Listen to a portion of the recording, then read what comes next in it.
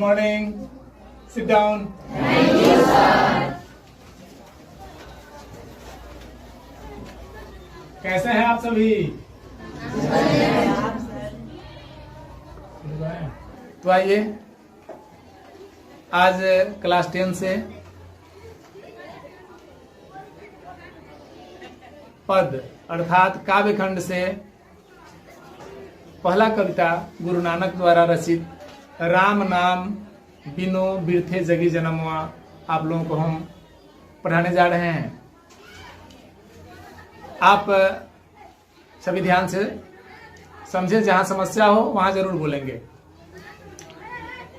गुरु नानक शीर्षक दिया है राम नाम बिने बिरथु जगी जन्मवा।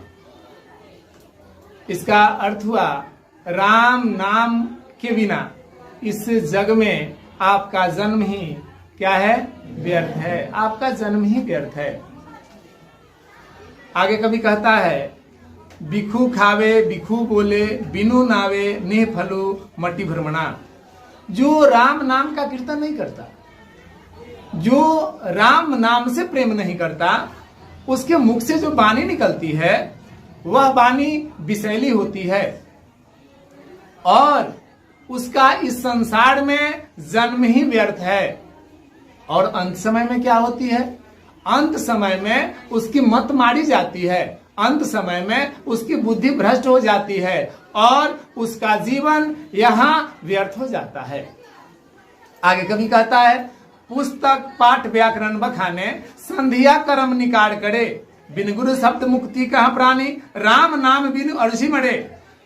जो राम नाम का कीर्तन नहीं करता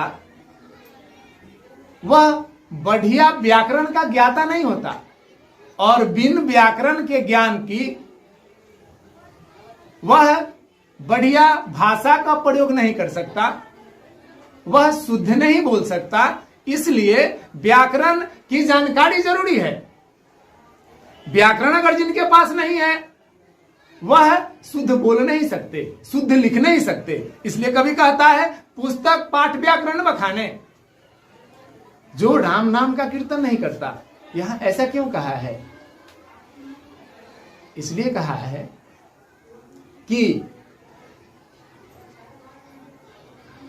जब तुलसीदास से लोग सवाल किया कि प्रभु आप इस भाव से पार होने का कोई सुगम सही मार्ग बताइए, तो उन्होंने सही तरीका बताया चौपाई के माध्यम से कि कलयुग एक नाम आधारा सुमिर सुमिर नर उतरहु पारा। तो तुलसीदास प्रभु श्री राम से आगाध प्रेम करते थे, इसलिए लोगों ने समझा कि बस एक नाम मंत्र वही है, प्रभु श्री राम का हम कीर्तन करें और इस भाव से पार हो जाए। उसी चीज को यहां भी कभी कहता है गुरु नानक, उसी चीज को कह रहे हैं कि पुस्तक पाठ व्याकरण बखाने संध्या कर्म निकाल करे। संध्या कर्म शाम के जो कर्म है, शाम के कर्म समझ रहे हैं ना बच्चियां, समझ रही हैं? शाम का कर्म हमारा क्या है? गोधुली बेड़ा में हम ईश्वर की वंदना करते हैं, माँ लक्ष्मी को बुलाते हैं, दीप बाती करते हैं ना। तो जो राम नाम कीर्तन नहीं करता वो संध्या कर्म अच्छा नहीं कर सकता, वो बढ़िया व्याकरण का ज्ञाता नहीं हो सकता। इसलिए कभी यहां राम नाम कीर्तन करने का आग्रह करता है कि आप राम नाम कीर्तन करें। और आगे कह रहा है बिन गुरु शब्द मुक्ति का प्राणी। जो हमने कहा, तुलसीदास ने जो कहा कि कलयुग एक नाम आधारा सुमिर सुमिर नर उतरहु पारा। कहां पार उतरना है? ये भव है, ये संसार है। इस भव से पार होने का सबसे सुगम मार्ग तुलसीदास ने बताया। क्या? नाम कीर्तन।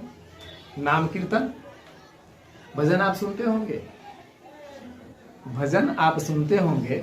एक भजन है कि उसमें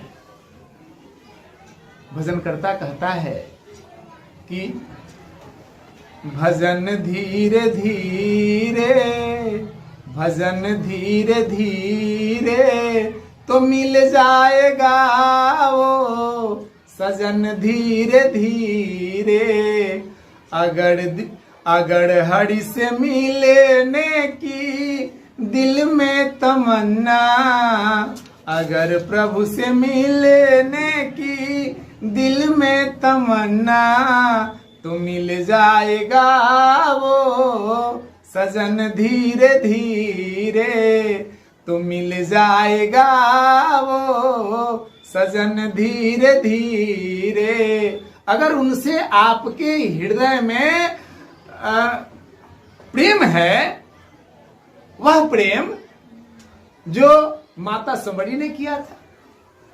माता संवरी अपना पूरा जीवन व्यतीत कर दी कि मेरे राम आएंगे, मेरे राम आएंगे, मेरे राम आएंगे। अपने कुटिया से, अपने मुख्य गेट के अर्थात मुख्य दरवाजे से फूल सजाती थी और प्रभु श्री राम को बैठने के लिए एक माटी का छोटा सा चबूतरा बनाई थी कि मेरे राम आएंगे और इसी पे बैठेंगे, इस फूलों पर चल करके आएंगे। तो संवरी को प्रभु श्री राम से प्रेम था और कोई स्वार्थ नहीं थी। बोलिए कौन ऐसा आदमी होगा, कौन होगा जो अपने दांतों से चखेगा, दांतों से चखेगा बैर को और चख करके रखेगा, ये मीठा है, ये खट्टा है, खट्टा है तो मेरे राम नहीं खाएंगे और मीठा है तो मेरे राम खाएंगे। यह भक्ति ही तो है। आप ऐसा कर सकते हैं भगवान के लिए। आप जो मिष्ठान चढ़ाते हैं वह टेस्ट करके कि यह मिष्ठान मीठा है या तीखा है, ये रखते हैं, रखेंगे, ऐसा करेंगे?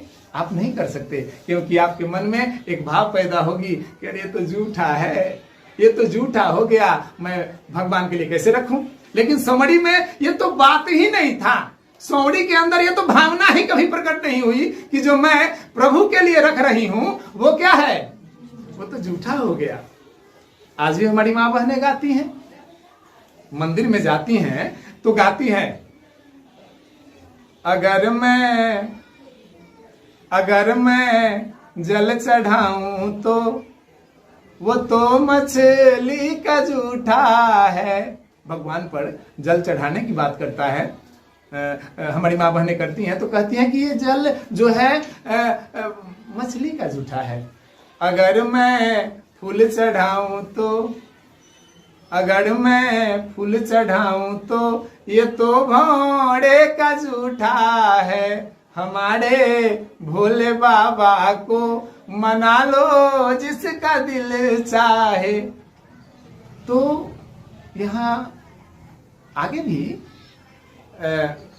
दूध चढ़ाने की बात, अगर मैं दूध चढ़ाऊं तो वो तो बछड़े का झूठा है। अर्थात लगभग सब चर्चा हमारी माँ बहनें कर देती हैं कि ये जो कुछ भी है वह देहाती भाषा में कहा जाता है निरैठ, वो निरैठ नहीं है, सब झूठा हो गया है। वो हे प्रभु, हे भोलेनाथ, मैं कैसे चढ़ाऊं। लेकिन सौड़ी में तो ये भाव ही कभी पैदा नहीं हुआ और भगवान आए ना, भगवान आए ना। सुने ना आप सुनते भी होंगे कि संवरी के पास भगवान गए हुए हैं, माता संवरी का जूठा बैर खाए हैं और माता संवरी का क्या किए हैं, इस भाव से तरन कर दिए हैं, उसे उस धाम को भेजे हैं जिस धाम से हम सभी आए हैं। हम सभी उसी धाम से आए हैं, किसी दूसरे धाम से नहीं आए हैं। चर्चा होती है कि ये मनुष्य, हमारे धर्म शास्त्रों में चर्चा होती है कि 84 लाख जोनि भ्रमण करने के बाद हमें कौन सा तन मिलता है, एक मनुष्य तन मिलता है, एक तन मनुष्य का मिलता है। वह किस लिए मिलता है, वह अवतरण के लिए, तर जाने के लिए, इस भाव से पार होने के लिए, अर्थात जिस धाम से आए हैं उस धाम को चले जाएं। आप ये भी जानते हैं, बार बार आपको मैं समझाया हूं कि ये शरीर जो है 5 तत्वों का बना हुआ है, बना है ना, क्षिति जल पावक गगन समीरा पंच तत्व रचित अधम शरीरा।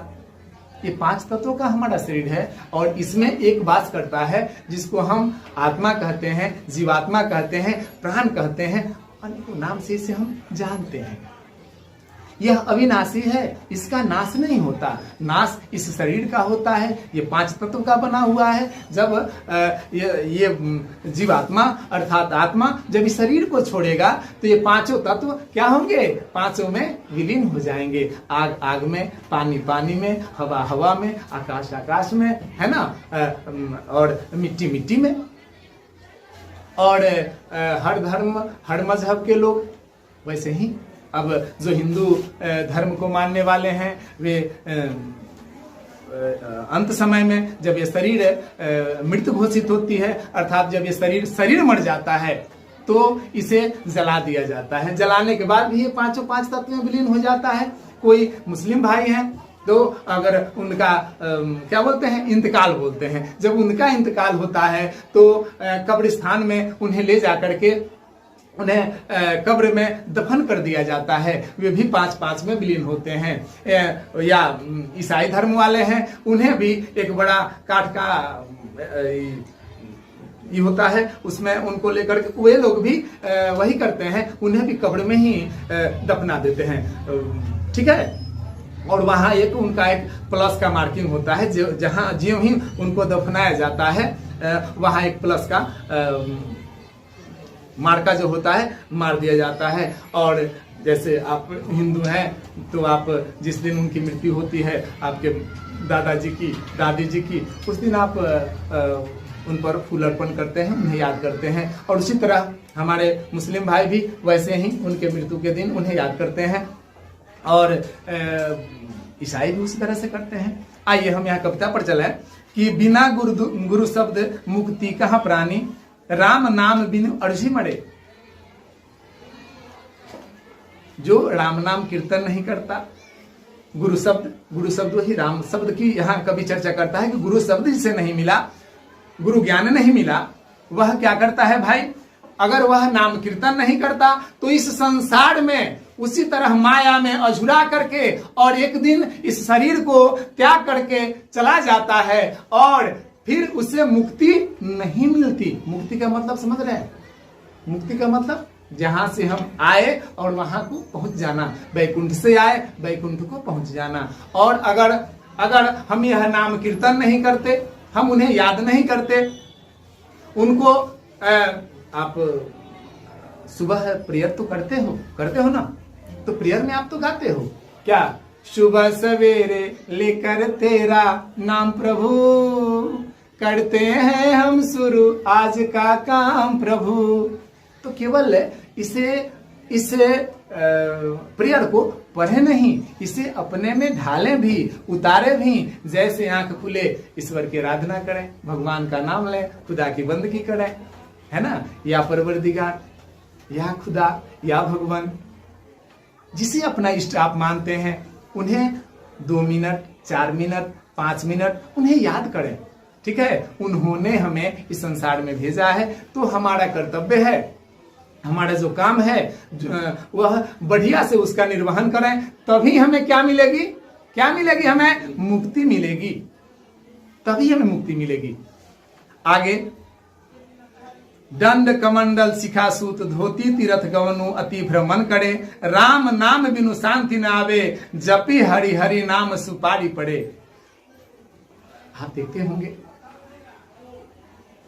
आपके गांव में साधु महात्मा आते हैं, तो वो क्या करते हैं, दंड कमंडल शिखा सूत,